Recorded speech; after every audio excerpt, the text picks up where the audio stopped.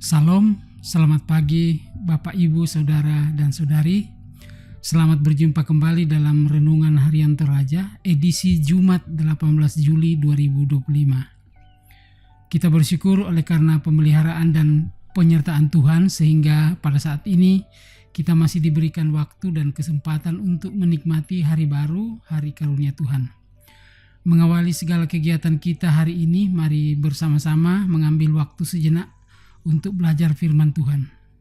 Bacaan hari ini terdapat di dalam Efesus 3 ayat 14-21. Sebelum kita mendengarkan dan merenungkan firman Tuhan, mari kita berdoa.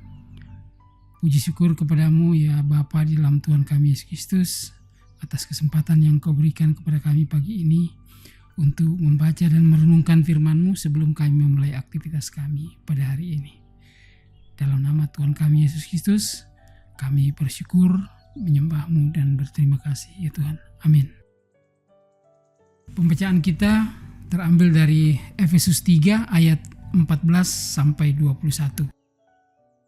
Diberi judul oleh Lembaga Alkitab Indonesia, Doa Paulus. Itulah sebabnya aku sujud kepada Bapa, yang daripadanya semua turunan yang di dalam sorga dan di atas bumi menerima namanya.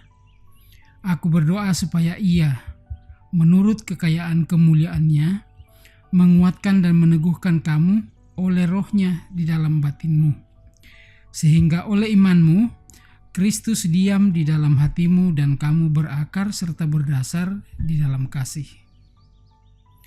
Aku berdoa supaya kamu bersama-sama dengan segala orang kudus dapat memahami betapa lebarnya dan panjangnya dan tingginya dan dalamnya kasih Kristus, dan dapat mengenal kasih itu sekalipun ia melampaui segala pengetahuan.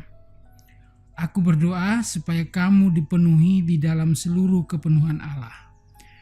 Bagi Dialah yang dapat melakukan jauh lebih banyak daripada yang kita doakan atau pikirkan, seperti yang ternyata dari kuasa yang bekerja di dalam kita. Bagi Dialah kemuliaan di dalam jemaat dan di dalam Kristus Yesus turun-temurun sampai selama-lamanya. Amin. Doa adalah napas hidup orang percaya. Sebagai orang percaya, kita mengamini ungkapan ini. Sekalipun doa bagi sebagian orang sering dianggap tidak selalu menjawab persoalan, namun sisi lain dari doa itu dapat kita lihat dari kisah Paulus yang berdoa bagi jemaat Efesus.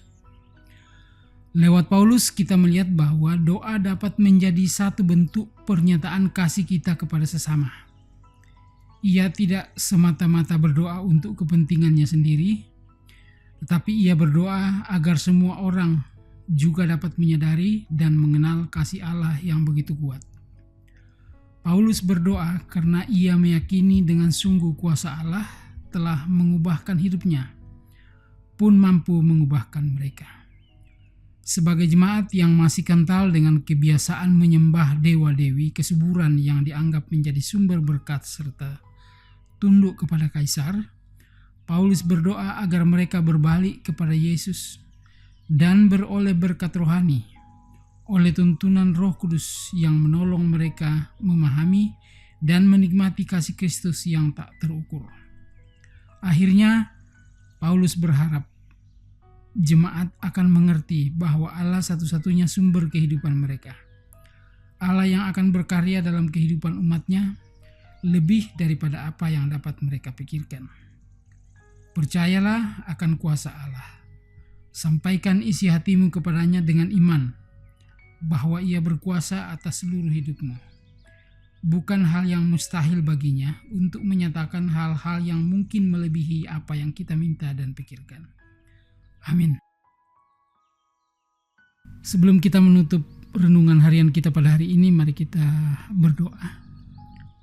Puji syukur dan terima kasih kembali kami persembahkan kehadirat-Mu ya Bapa Surgawi dalam Tuhan kami Yesus Kristus, karena ada kesempatan bagi kami untuk membaca merenungkan firman-Mu.